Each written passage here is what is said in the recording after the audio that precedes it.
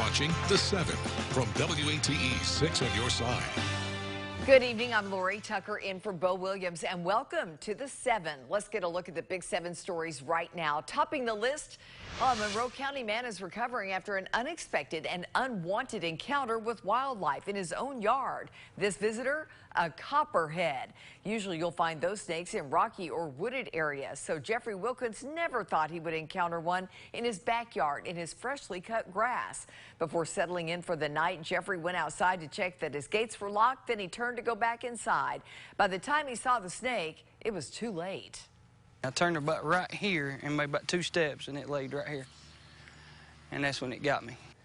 The pain was so bad he fell to the ground, had to call his wife who was inside the house. She took him to the emergency room. Jeffrey is recovering from that unexpected guest and is taking extra precautions to make sure it doesn't come back. Copperheads are one of 4 venomous snakes you'll find in Tennessee. Others include the cottonmouth, timber rattlesnake, and the pygmy rattlesnake. Next on the Big 7, trial dates have now been set for the 3 teens facing charges in connection with gun violence near Austin East Magnet High School last year. DeAndre Davis, Rashawn Jordan, and Ahmad Gatlin appeared in court this morning for their arraignment hearing. A judge set trial dates starting next February. Plea deadlines were set for November 8th, but before that, the suspects will be back in court in August. You'll likely remember DeAndre Davis and Rashawn Jordan are accused of fatally shooting Austin East student Stanley Freeman Jr. in February 2021. Davis was 16 at the time of the shooting. Jordan, 14. The 2 have been indicted by a grand jury and will be tried in adult court. Davis and Jordan also accused of shooting at Austin East student John Mathis last August and an unidentified female in January 2021. Ahmad Gatlin also facing charges in connection with that incident. The 17-year-old will also be tried as an adult on charges including attempted first-degree murder. Our next Big 7 story brings us an update to a case we've been following for more than a decade now. Today, a judge granting pre-trial release for Micah Johnson, requiring him to wear a GPS tracker and follow a curfew. Johnson must also stay away from the victim's family and Barley's Tap Room. You may remember that's where the victim, Carrie Daugherty, worked as a waitress. She was found beaten to death in March 2008. Johnson had been facing a life sentence in Daugherty's death until an appeals court in January ordered a new trial. We'll, of course, keep following this case. Next on the 7, a Tazewell woman facing arson charges in connection with a fire that happened in May 2021. Police accused 61-year-old Mary Weeks of intentionally starting that fire.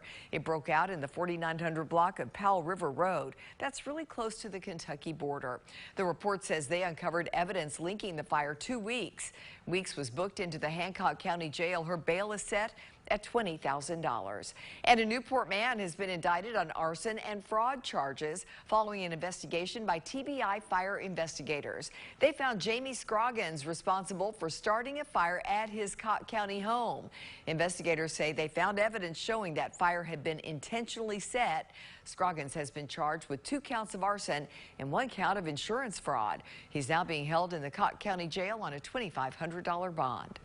Next on our list tonight, a helicopter pilot who survived a crash in Cott County has violated the terms of his pretrial release. We're talking about pilot Matthew Jones. You may remember this. His passenger, Julie Garrettson, was killed in the crash late last year. Before the crash, Jones was facing fraud charges in Utah. Prosecutors allege Jones claimed he was a certified flight instructor and took thousands of dollars for training from people. A judge let Jones out ahead of the trial under the condition that he not fly. But court records show Jones admitted in a hearing yesterday to breaking terms of his release. The judge then ordered Jones into the custody of U.S. Marshals. Next on the 7, local pastors and a state representative are not happy with an advocacy group that's gotten involved in a local adoption case. The Southern Christian Coalition gathered today with Representative Gloria Johnson, speaking out against the Alliance Defending Freedom group. We've told you about that group's support of Holston United Methodist Home and the couple who said the home denied them adoption services because they're Jewish. In January, that family sued the state over a new law allowing religious adoption agencies agencies to deny services to families based on their beliefs. Coalition members say this and other cases they say the ADF has gotten involved with, like those involving gender and schools, aren't consistent with the faith the group claims to defend. We're also concerned that the ADF is involved in a lot of extreme legal battles in the name of Christianity, in the name of religious freedom, in ways that we feel do not reflect either religious freedom or the Christian faith. The Alliance Defending Freedom insists that it is only involved in the Holston case here in Tennessee. And as for that case, the group defends its support of Holston, arguing that keeping the home going rather than blocking its mission allows more help for more kids in need. And rounding out the Big 7 tonight, due to the heat wave, many of our air conditioners have been running full blast, and some have buckled due to the strain. Lots of things can lead to your home, once nice and cool, becoming hot and humid. When that happens, you want a crew on the way to your home ASAP, of course. As crews work to meet demand, they're simultaneously battling a supply shortage, a worker shortage, and near record-breaking temperatures. We're running anywhere between 30 and 35 service calls a day. That's just repairs. And then we're also running about 5 installations a day. These guys right here are working hard every day trying to get people taken care of. But it's a lot of broken air conditioners we're trying to get fixed. So here's the question. How do you prevent your AC from breaking in the first place? Well, the pros say make sure you have maintenance done every year or maybe biannually. A lot of times crews can catch those small things before they become a major issue. For more tips on how you can not only protect your AC but also keep your home cooler, visit WATE.com.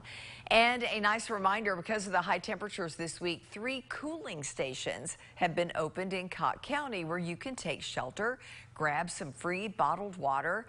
Those cooling stations are at Cosby Volunteer Fire Department, Grassy Fork Volunteer Fire Department, and the Newport Community Center Gymnasium. All 3 locations will be open from 11 to 4 through Friday.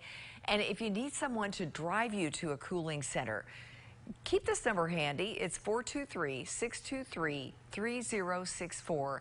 An officer will come out and give you a ride.